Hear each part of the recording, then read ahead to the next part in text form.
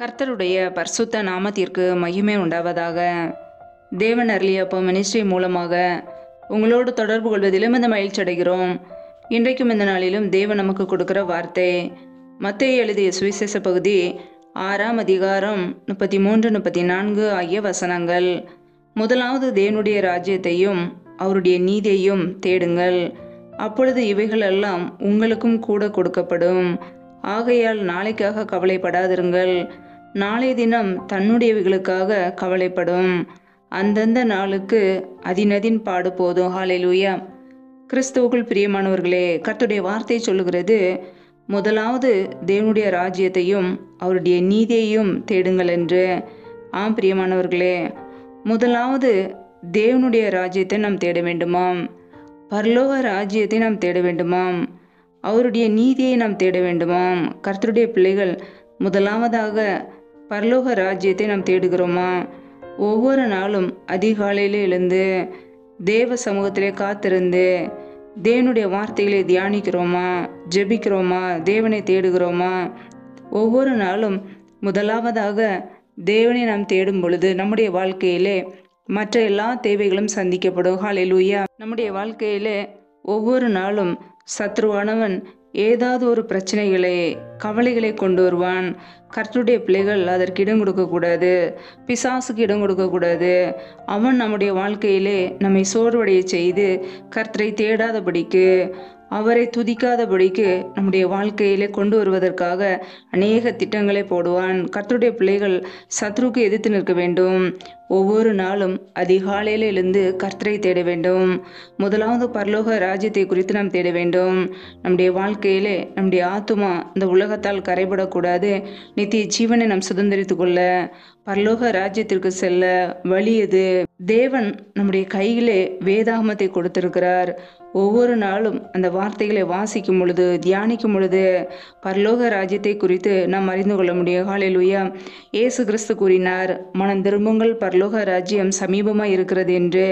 ஆம் பிரியமானவர்களே, நம்முடைய வாழ்க்கையிலே உலக காரியங்களிலிருந்து மனம் திரும்பி பரலோக ராஜ்யத்திற்கு செல்ல ஒவ்வொரு நாளும் நாம் ஆயத்தப்பட வேண்டும். பிதாவின் சித்தம் செய்யும் பொழுது நாம் பரலோக ராஜ்யத்திற்கு செல்ல முடியும். நாம் எப்பொழுதும் சந்தோஷமாய் இருப்பது பிதாவின் சித்தம். ஆனால் பிதாவின் சித்தத்தை செய்ய சத்ருவானவன் எதிர்த்து நிற்பான். நம்முடைய வாழ்க்கையிலே கவலைகளை, பிரச்சனைகளை, தேவைகளை கொண்டு வந்து, ஏதோ ஒரு சூழ்நிலையை கொண்டு வந்து கவலையோடு நாம் உட்கார்ந்திருக்க, கண்ணீரோடு நாம் வாழும்படிக்கு பல காரியங்களை செய்வான். கர்த்தருடைய பிள்ளைகள் சத்ருக்கு இடம் கொடுக்காதபடிக்கு எப்பொழுதும் கர்த்தரை துதிக்க வேண்டும்.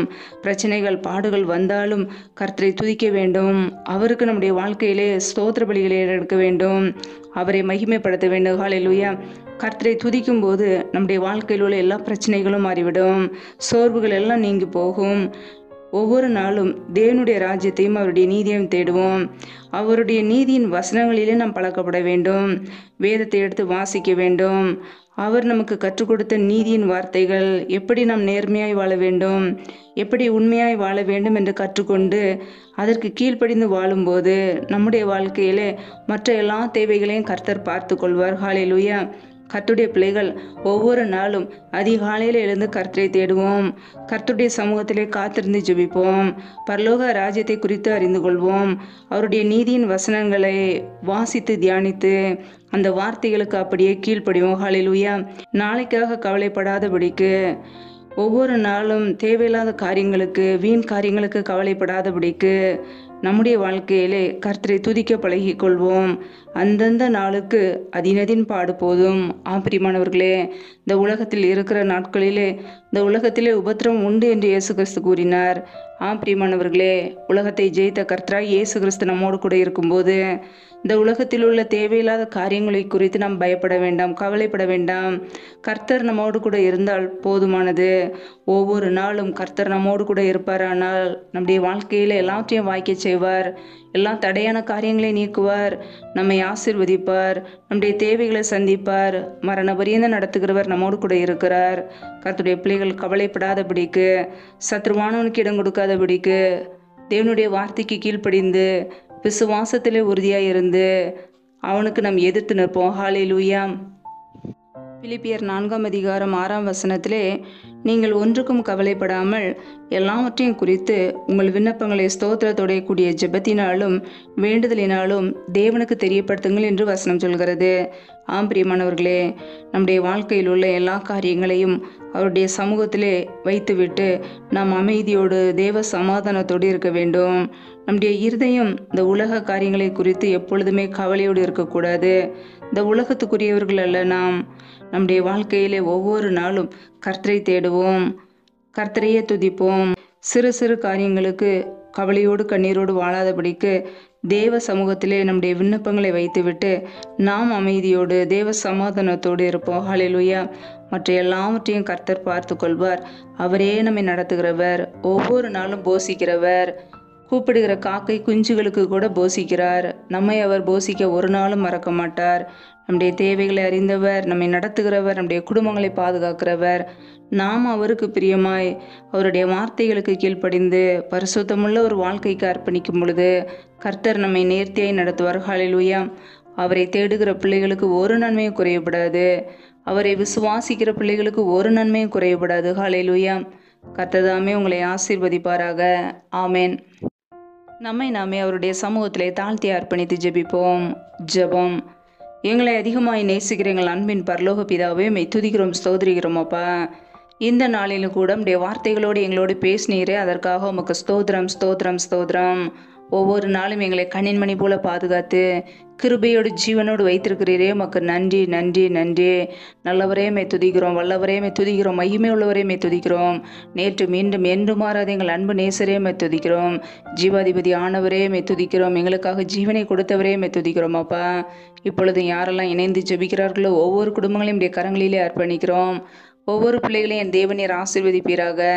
பிள்ளைகள் செய்கின்ற வேலைகளை, தொழில்களை, வியாபாரங்களை ஆசீர்வதிங்கப்பா. என்னென்ன வேலைகள் செய்கிறார்களோ எல்லாவற்றிலும் நீ கரம் பிள்ளைகளோடு கூட தங்கியிருக்கட்டும். என் தேவனை ஆசீர்வதுங்க, பெருக பண்ணுங்க. கையின் பிரயாசங்களை வருதியப்படுங்க. கையின் பிரயாசங்கள் தேவையில்லா செலவுக்கோ, வீண் செலவுக்கோ, மருத்துவ செலவுக்கோ, வட்டிக்குன்னு சொல்லி போகாதபடிக்கு என் தேவன் ஆசீர்வதித்து உயர்த்துவீராக. ஒவ்வொரு குடும்பங்களையும் இப்படி வல்லமையினால் நிரப்பி ஆசீர்வதிப்பீராக. ரீபா கபரா ஷகர கதுரி கரதரபல்லாம் ரீ ஆக்கபோர சந்தரதன ஹதரபல்லாம் ரீபா லஹதர ஷக லதன ஹதரபாம் லேபேர ஷேகே லேதேனே மாரா ஹதர ஷகர கதுரி கரதரபல்லாம். ஒவ்வொரு குடும்பத்தையும் ஆசீர்வதிங்கப்பா. எந்தெந்த குடும்பங்களிலெல்லாம் திக்கற்ற பிள்ளைகளாய் தனிமையோடு வாழ்கிறார்களோ, கணவரால் கைவிடப்பட்ட ஒரு சூழ்நிலையிலே யாருமே இல்லாமல், உதவி செய்ய யாருமே இல்லாமல் கண்ணீரோடு வாழ்கிறார்களோ, என் தேவன் அந்த குடும்பத்தை சந்திங்கப்பா. திக்கற்ற பிள்ளைகளுக்கு நீரே சகாயர், நீரே உதவி செய்ய முடியும். என் தேவன் உதவி செய்யுங்க. பொருளாதார தேவைகளை சந்திங்க, பண தேவைகளை சந்திங்க, ஆசீர்வதிங்கப்பா. சூழ்நிலைகளை சாதமாக மாற்றி கொடுங்க. என் தேவன் ஆசீர்வதித்து உயர்த்துவீராக. உடைய நன்மையினால் நிரப்புவீராக. எந்தெந்த குடும்பங்களிலெல்லாம் வேலைக்காக ஜெபிக்கிறார்களோ, வேலை காரியங்களில் இருக்கிற தடைகளை முற்றிலுமாக நீக்கி போடுவீராக. ஏசு கிறிஸ்துவின் வல்லமில்ல நாமத்தினாலே தடைகள் முற்றிலுமாக நீக்கப்பட்டு போவதாக. ரீபா கபரா ஷகர கதுரி கரதரபலா ரீ ஆக்கபோர சந்த ரதன ஹதரபலா. தடைகள் விலகுவதாக இயேசுவின் நாமத்தினாலே. ரீ கபோர ஷகர கதுரி கரதரபலா. என் தேவனுடைய வல்லமை வெளிப்படுவதாக. ஒவ்வொரு குடும்பத்திலும் அப்பா நீர் தங்கியிருங்க. நம்முடைய கரங்களில் அர்ப்பணிக்கிறோம். எந்தெந்த குடும்பங்களிலெல்லாம் கர்ப்பத்தின் கனிக்காக பல மாதங்களாக கண்ணீரோடு பாரத்தோடு ஜெபிக்கிறார்களோ, என் தேவன் பிள்ளைகளை தொடுவீராக. கர்ப்பத்தின் கனியில் இருக்கிற தடைகளை நீக்கி ஆசீர்வதிங்க. பிள்ளைகள் கர்த்தரால் வரும் சுதந்திரம், கர்ப்பத்தின் கனி அவரால் கிடைக்கும் பலன் என்று வேதத்தில் வாசிக்கிறோம். என் தேவன் பிள்ளைகளை ஆசீர்வதிங்கப்பா. மற்றவர்களுக்கு முன்பாக வெட்கப்பட்டு அவமானத்தோடு கண்ணீரோடு வாழாதபடிக்கு தலை நிமிரச் செய்யுங்க. ஆசீர்வதிங்க. அந்நாளை ஆசீர்வதித்த தேவன் பிள்ளைகளையும் ஆசீர்வதிங்க. தடைகளை எல்லாம் நீக்கி போடுகிறவர். பிள்ளைகள் வாழ்க்கையிலே முன் சென்று இருக்கிற எல்லா தடைகளையும் நீக்கி போடுவீராக. நம்முடைய கரங்களில் அர்ப்பணித்து தாழ்த்தி ஜெபிக்கிறோம். எந்தெந்த குடும்பங்களிலெல்லாம் கணவன் மனைவிக்கிடையே பிரிவினையோடு பிரச்சனையோடு வாழ்கிறார்களோ, என் தேவன் அந்த குடும்பத்தை சந்திங்கப்பா. குடும்பங்களுக்குள்ள கிரியை சேர பொல்லாத சத்துருவின் கிரிகள் எல்லாம் இயேசு கிறிஸ்துவின் நாமத்தினால் வெளியேறட்டும். ரீபா ரஹாத ரஷே தேரே கரதரபலாம் ரீபா கபரா ஷகர கதுரி கரதரபலாம். என் தேவனுடைய வல்லமை வெளிப்படட்டும். குடும்பத்திலே தெய்வீக சமாதானத்தினால் நிரப்புங்க, அன்பின் அபிஷேகத்தினால் நிரப்புங்க, ஆவிக்குரிய கனிகளினால் நிரப்புங்கப்பா. பிரிந்த குடும்பங்கள் எல்லாம் இயேசு கிறிஸ்துவின் நாமத்தினாலே மறுபடியும் இணைக்கப்படட்டும். என் தேவன் குடும்பங்களை கட்டுகிறவர், என் தேவன் குடும்பங்களை இணைக்கிறவர். ஒவ்வொரு குடும்பங்களையும் இணைத்து ஆசீர்வதிங்கப்பா. அப்படியே நன்மையினால் நிரப்புங்க, பாதுகாத்து கொள்ளுங்க. அப்படியே கரங்களிலே அர்ப்பணிக்கிறோம். இந்த இரவு நேரத்திலும் இன்பமான நித்திரை கொடுங்க. நல்ல சொப்பன தரிசனங்களை வெளிப்படுத்துங்க. வரப்போகிற காரியங்களை குறித்து திட்டமாய் பேசுங்க. அதிகாலையிலே எழுந்து இப்படி சமூகத்திலே காத்திருக்க புது கிருபையில பெற்றுக்கொள்ள எங்களை அர்ப்பணிக்கிறோம். சற்று கொண்டு இருக்கிற போராட்டங்கள், பிரச்சனைகள், தீமைகள், மரண பயங்கள், இருளின் அதிகாரங்கள், ஆபத்துகள், நாச மோசங்கள், தீமைகள், விக்னங்கள் எல்லாவற்றுக்கும் விலக்கி எங்களை பாதுகாத்து கொள்ளுங்க. இப்படி இரத்த கோட்டைகளை எங்களை அர்ப்பணிக்கிறோம். இப்படி கிருபைகளை அர்ப்பணிக்கிறோம். எங்களை ஆசீர்வதித்து பாதுகாத்து கொள்ளுங்கப்பா. எங்களுடைய வாழ்க்கையிலே தேவையில்லாத காரியங்களுக்கு கவலைப்படாதபடிக்கு எப்பொழுதும் உம்மை துதிக்கவும், உம்முடைய நாமத்தை உயர்த்தவும், உம்மை ஆராதிக்கவும் எங்களுக்கு விசேஷத்தை கிருபைகளை கொடுப்பீராக. உடைய கரங்களிலே தாழ்த்தி ஜெபிக்கிறோம். எல்லா துதி கன மகிமை எல்லாம் ஒருவருக்கே செலுத்துகிறோம். இயேசு கிறிஸ்தின் மூலம் ஜெபிக்கிறோம் எங்கள் ஜீவனுள்ள நல்ல பிதாவே, ஆமேன். கர்த்தர் தாமே உங்களையும் உங்கள் குடும்பங்களையும் ஆசீர்வதிப்பாராக. ஆமேன். Thanks for watching. Please subscribe our channel. Click the like and share. Click the bell. God bless you.